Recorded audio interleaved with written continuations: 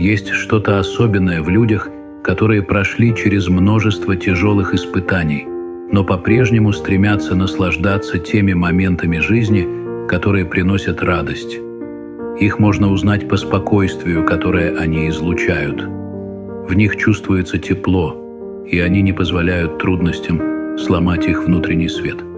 Такие люди сохраняют свою мягкость, даже когда мир пытается сделать их жестче.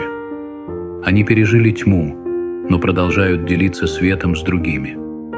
Их доброта искренняя, без хитрости или расчета.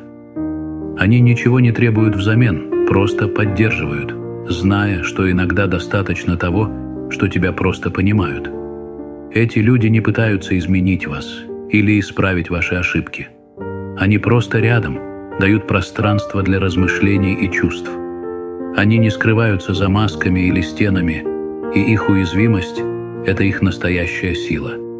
Это тихая стойкость, как мягкий ветер, который все же способен сдвинуть горы. Удивительно, как такие люди продолжают отдавать, даже если сами мало что получили. Они понимают, что мир не всегда бывает добр,